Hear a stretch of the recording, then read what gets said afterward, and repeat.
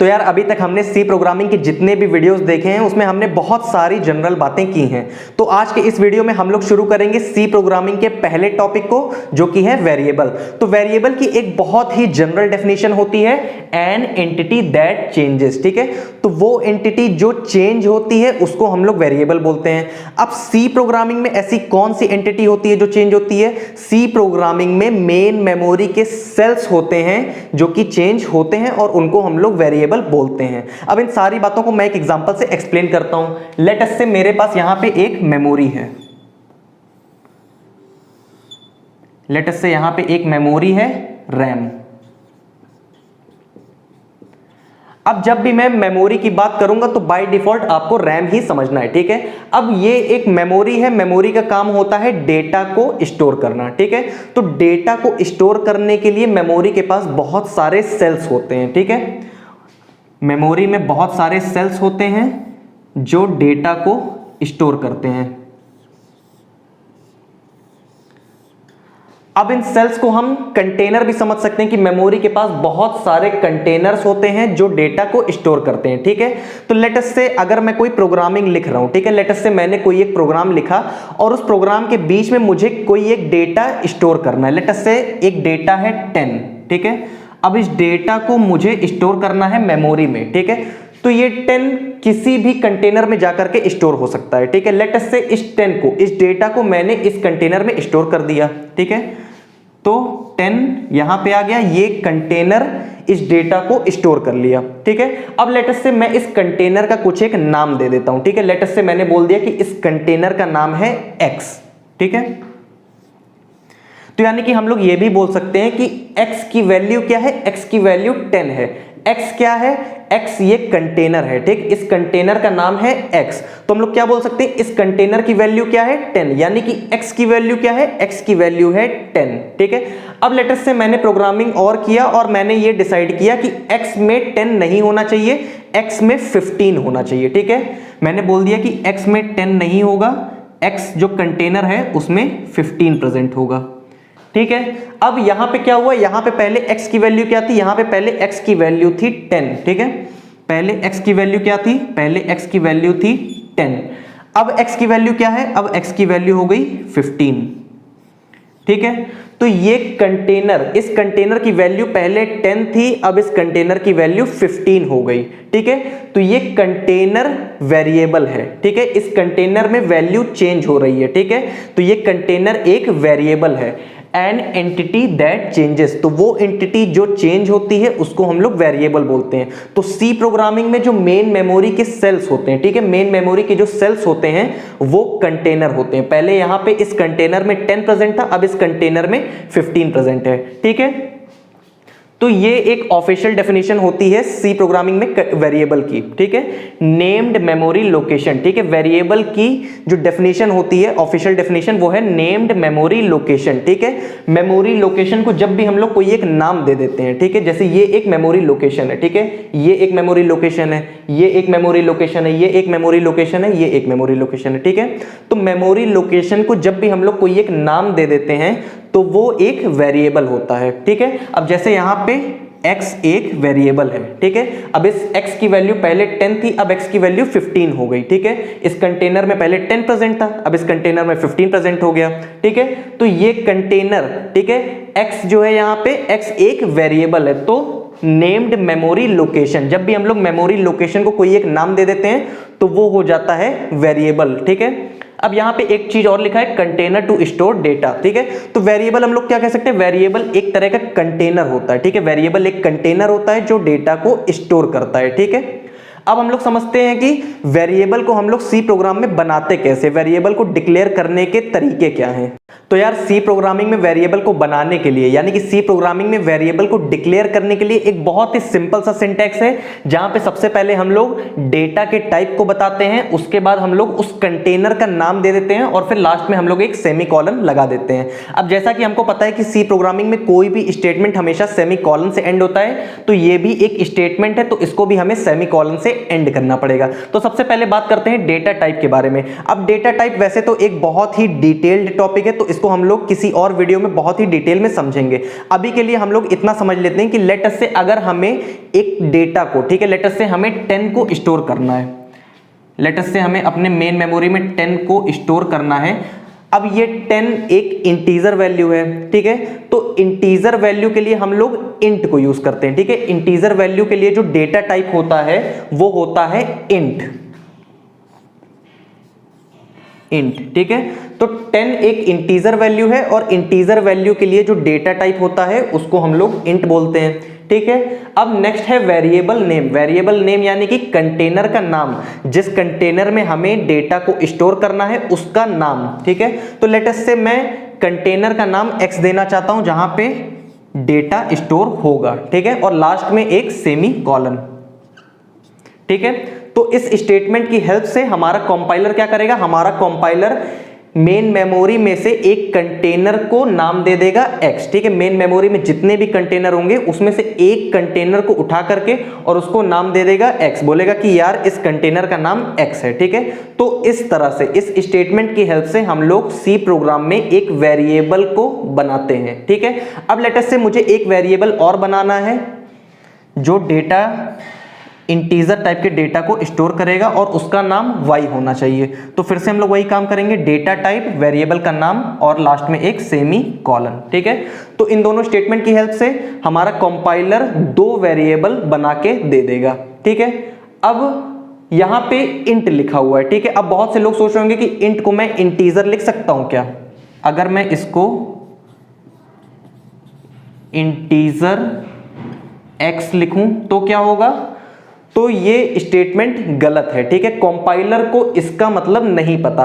हम लोग जब भी इंटीजर टाइप का डेटा यूज करते हैं तो इंटीजर टाइप के डेटा का जो डेटा टाइप होता है, ठीक है, वो हमेशा इंट होता है, यानी कि इंट को हम लोग इंटीजर नहीं लिख सकते, ठीक है। इंट को हम लोग इंटीजर नहीं लिखेंगे। अगर हम लोग इंटीजर x लिखेंगे तो हमारा कंपाइलर कंफ्यूज हो जाएगा, क्योंकि उसको इसका मतलब नहीं पता, तो वो हमें एक कंपाइलर एरर दे देगा, कंपाइल टाइम एरर दे देगा, ठीक है।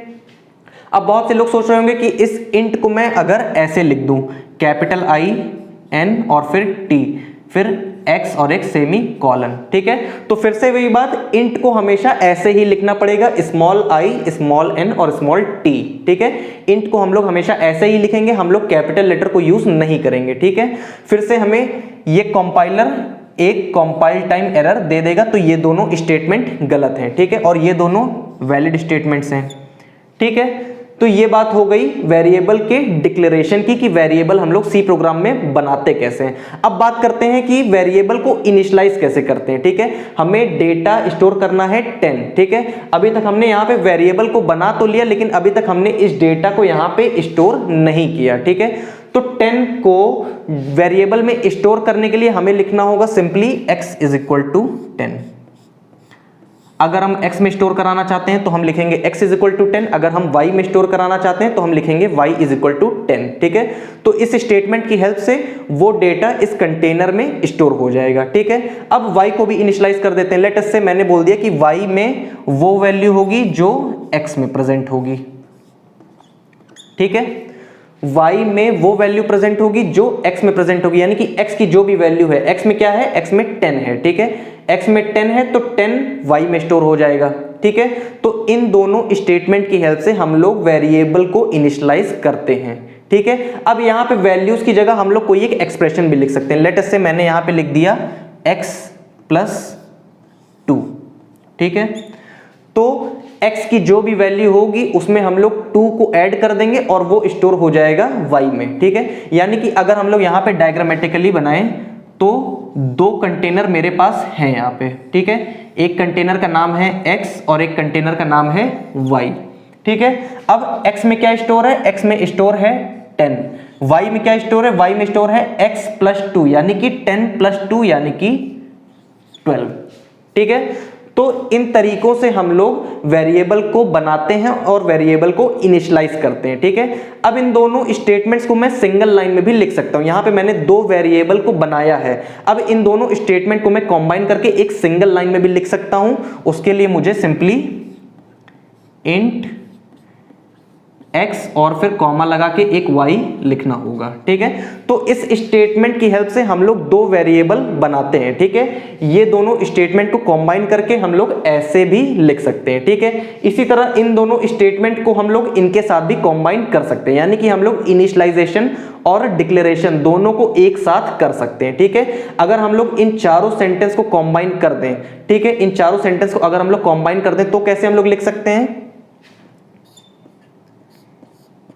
इंट x, ठीक है, x इज इक्वल टू 10, फिर एक comma y is equal to x plus 2, ठीक है। अब इस सेंटेंस में क्या है, इस सेंटेंस में सबसे पहले मैंने एक वेरिएबल बना लिया x और उसको जैसे ही मैंने बनाया तुरंत ही उसको मैंने 10 से इनिशियलाइज कर दिया, ठीक है। फिर एक मैंने वेरिएबल बनाया y और जैसे ही मैंने y वेरिएबल बनाया उसको तुरंत मैंने इनिशियलाइज कर दिया x प्लस 2 से, ठीक है। तो इन चारों सेंटेंस को हम कंबाइन करके ऐसे भी लिख सकते हैं, ये भी वैलिड स्टेटमेंट है, ये भी वैलिड स्टेटमेंट है, ठीक है। तो यहां पे मैंने एक ही स्टेटमेंट की हेल्प से दो वेरिएबल बना लिया और इन दोनों वेरिएबल को मैंने इनिशियलाइज भी कर दिया, ठीक है। अब इन दोनों चीजों को मैं दो सेंटेंस में भी लिख सकता हूं। लेट अस से मैंने यहां पे लिख दिया int x is equal to 10 और मैंने लिख दिया int y is equal to x plus 2, ठीक है।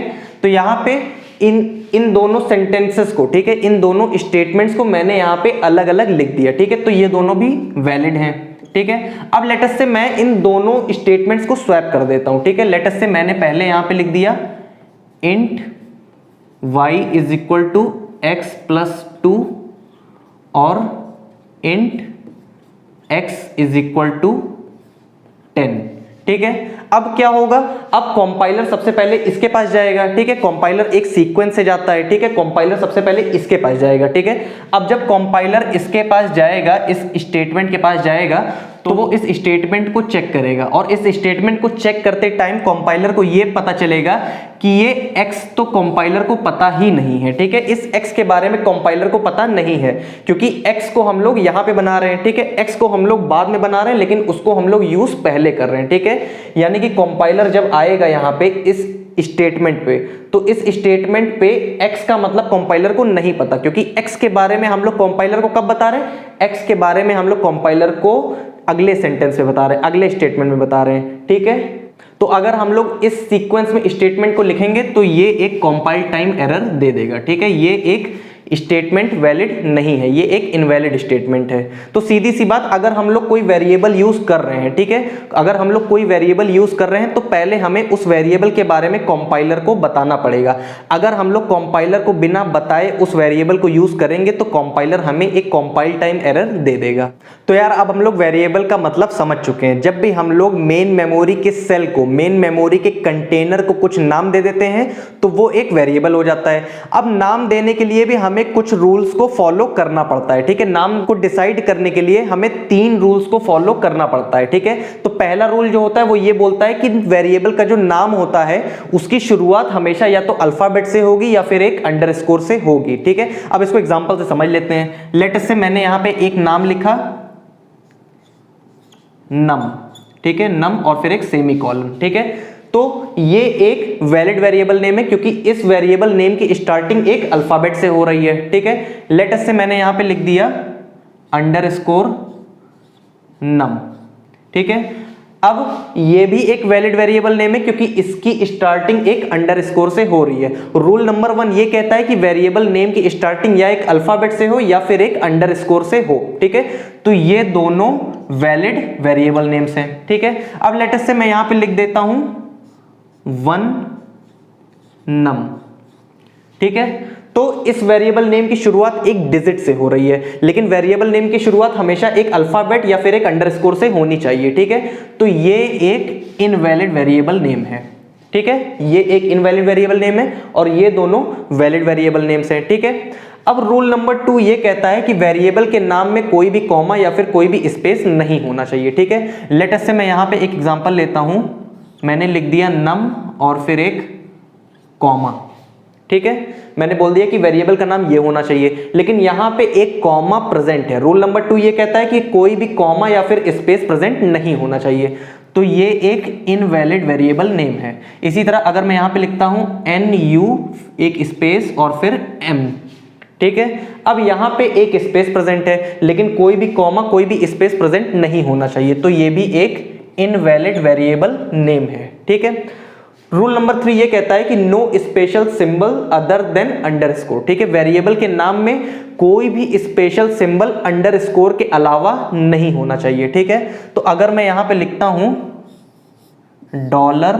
$NUM, तो ये एक इनवैलिड वेरिएबल नेम है क्योंकि अंडरस्कोर के अलावा कोई भी स्पेशल सिंबल प्रेजेंट नहीं होना चाहिए। ठीक है, यहां पे एक डॉलर प्रेजेंट है तो ये एक इनवैलिड वेरिएबल नेम है। और लेट्स से मैं यहां पे लिखता हूं -NUM, यहां पे ये एक माइनस है। ठीक है, तो ये भी एक इनवैलिड वेरिएबल नेम है। अगर मैं लिखता हूं NU_M, ठीक है, तो ये एक वैलिड वेरिएबल नेम है या फिर इनवैलिड वेरिएबल नेम है, इसको चेक करते हैं। ठीक है, अब यहां पे रूल नंबर 1 के अकॉर्डिंग ये अल्फाबेट और अंडरस्कोर से शुरू होना चाहिए। ठीक है, या तो अल्फाबेट से या तो अंडरस्कोर से, तो ये एक अल्फाबेट से शुरू हो रहा है। ठीक है, तो ये रूल नंबर 1 को सेटिस्फाई कर रहा है। रूल नंबर 2, कोई भी कॉमा कोई भी स्पेस प्रेजेंट नहीं होना चाहिए, यहां पे कोई भी कॉमा कोई भी स्पेस प्रेजेंट नहीं है। ठीक है, rule number 3, no special symbol other than underscore, underscore को छोड़ करके कोई भी स्पेशल सिंबल प्रेजेंट नहीं होना चाहिए। यहां पे स्पेशल सिंबल तो प्रेजेंट है लेकिन वो है अंडरस्कोर। ठीक है, तो ये एक वैलिड वेरिएबल नेम है। ठीक है, तो ये सारे रूल्स होते हैं जिनको हम लोगों को फॉलो करना पड़ता है जब भी हम लोग वेरिएबल के नेम को डिसाइड करते हैं। ठीक है, अब वेरिएबल के कुछ टाइप्स भी होते हैं जैसे कि local variable, global variable, static variable और रजिस्टर वेरिएबल। तो इन चारों वेरिएबल्स के बारे में हम लोग आगे वीडियोस में बहुत ही डिटेल में समझेंगे। तो आज के वीडियो में इतना ही, मिलते हैं अगली वीडियो में।